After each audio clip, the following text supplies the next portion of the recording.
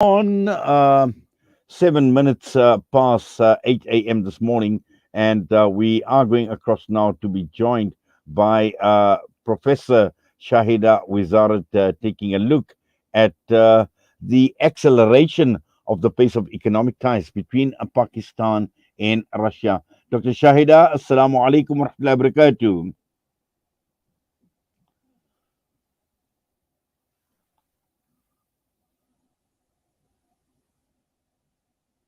Dr. Shahida, Assalamu alaikum.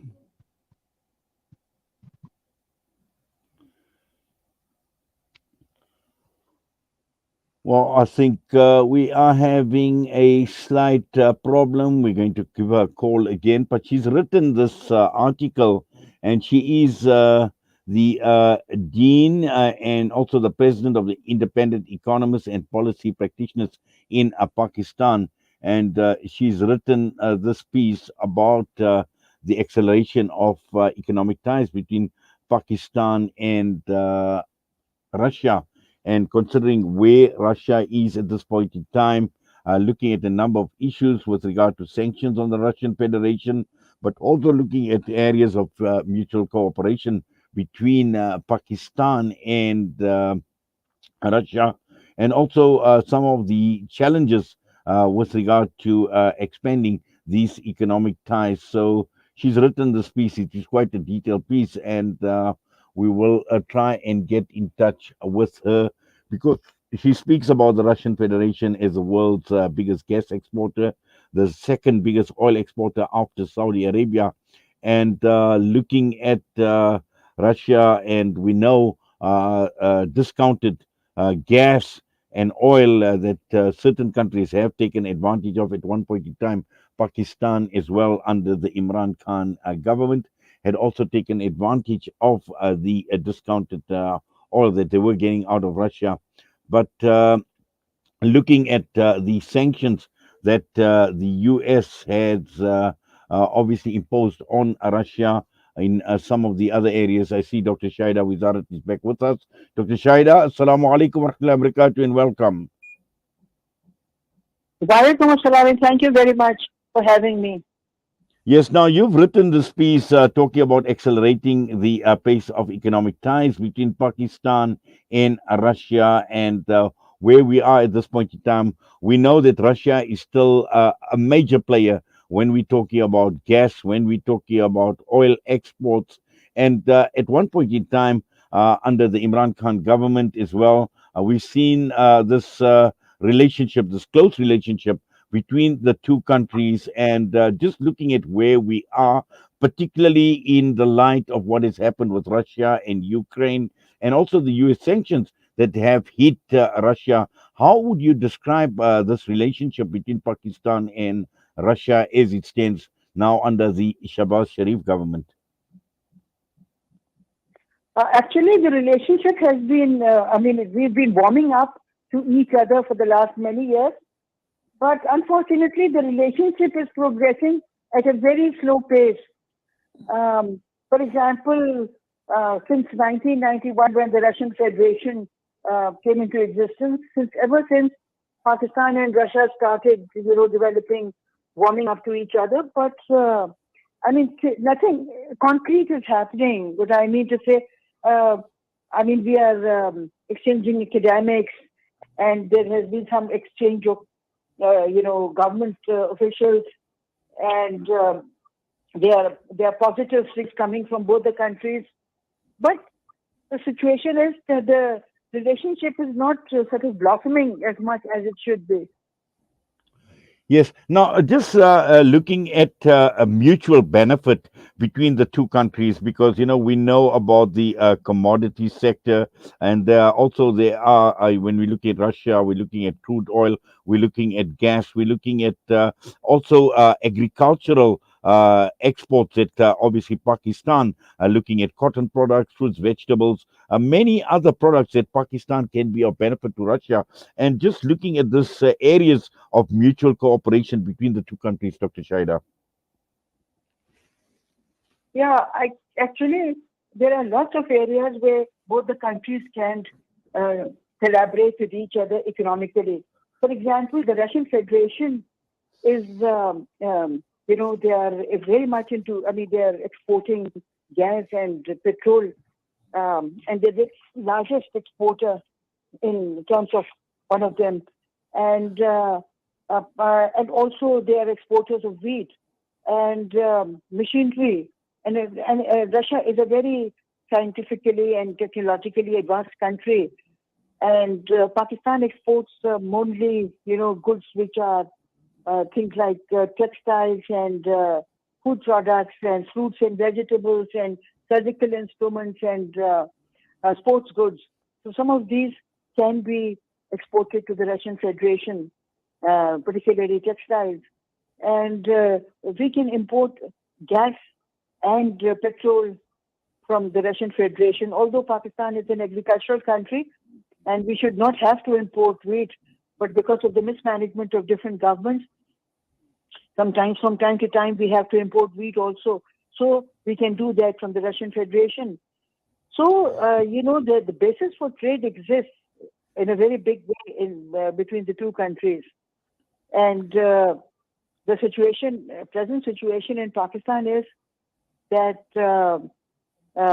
we need to import gas and petrol and LNG. And but the problem is that we have only $8 billion of borrowed reserves in the State Bank of Pakistan, and they cannot be sufficient because our just import bill for petrol and gas would be around $20 billion. And then obviously we need another 1 billion for the import of wheat and other products. And then there is other things like that. So where are we going to get this money from, the dollars? Because we don't have the foreign exchange to pay for our vital imports. And there are other imports as well. So what is the government of Pakistan planning to do? It doesn't have the foreign exchange, and it cannot borrow more from the International Monetary Fund because Pakistan's debts have become unsustainable. And when debts have become unsustainable, it means that if we borrow more money from international lenders or from anyone, we will not be able to service these debts. So how are we going to meet the import liabilities, the demand for import of wheat and petrol and gas and LNG? The thing is that the government has to make some contingency planning. And the thing is that the Russian Federation has entered into agreements with many countries, which are, where the payments are in local currencies. So I think this is a wonderful opportunity for Pakistan because on the one hand, we don't have the dollars and the foreign exchange to pay for these. And on the other hand, we cannot borrow anymore because our debts have become unsustainable. So I think trade in local currencies is a very, very, I think this is just what Pakistan needed. And we are lucky, the Russian Federation and the People's Republic of China, that they are amenable to the idea of payment in local currencies. And also, Dr. Shahida, looking at where Pakistan is at this point in time in terms of its relationship with both the West, the likes of the United States of America, and also Russia, and we know with the whole Ukraine Russian thing playing out, the sanctions against Russia, strategically, how does Pakistan position itself and at the same time try and get around these sanctions that have become a stumbling block in expanding this relationship between Russia and Pakistan? I think Pakistan, like any sovereign country, should try and uh, um, you know uh, you, uh, think about its own national interest because um, we cannot align ourselves with any country to the extent which is detrimental to our own national interest. Now, I think it's very unfortunate the loss of life in the present war between the Russians and the Ukrainians. I mean, it's very sad. But that does not mean that we can close our doors on the Russian Federation, because if you look at what is happening, countries that are at war with Russia, many European countries like Hungary, Czech Republic, even they are importing oil from the Russian Federation. And in fact, the European Union is uh, drawing up its sanctions against the Russian Federation because of the war in Ukraine. But at the same time, it is allowing its countries that are dependent on the Russian Federation to keep importing their gas from the Russian Federation. So, I mean, you can't have a situation where countries that are at war with the Russian Federation, they continue to import their vital, essential imports from Russia, and we say that we cannot import from the Russian Federation because the Russians are at war with Ukraine and with a European country and the West. So, we have to think about our own interest. Even countries that are at war are thinking of their own vital interests. And look at Pakistan. You see, we are at war with the Indian, with India, and India has annexed Jammu, Kashmir, and Ladakh illegally in 2019. And in spite of that, we continue to have normal relationship with the Indians. We haven't banned the import of many goods from India. But what is the justification for not importing these goods from the Russian Federation, which we need very much, which are very vital to our survival, and which the European countries, in spite of being at war with Russia, they continue to import these from the Russian Federation. So, I mean, there is no justification for not importing these from Russia. Yes, and also the point that you made earlier with regard to the lack of dollars and the payment in dollars. I mean, we go by the Sri Lankan example and what had happened in Sri Lanka. Again, it makes economic sense for Pakistan to trade with the likes of Russia and also the People's Republic of China. And you make mention of this in your article. They are amenable to trading in local currencies. Absolutely. And in fact, we've signed um, currency swap agreements with the People's Republic of China for the last many years. And we are continuously increasing the amount of the currency swap agreement and also extending the time period.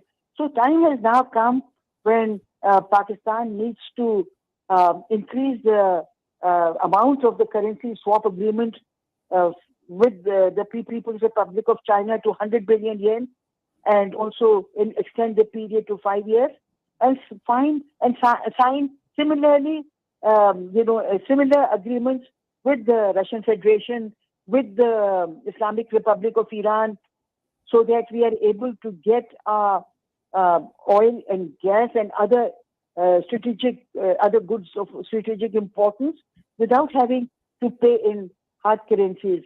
I think this is just exactly what we need. So I think Pakistan should try and look at its own national interest and look at the examples of countries like India. I mean, they're aligned with India is a strategic partner of Western countries today, United States and UK, etc. And in spite of that, India is thinking about its own national interest.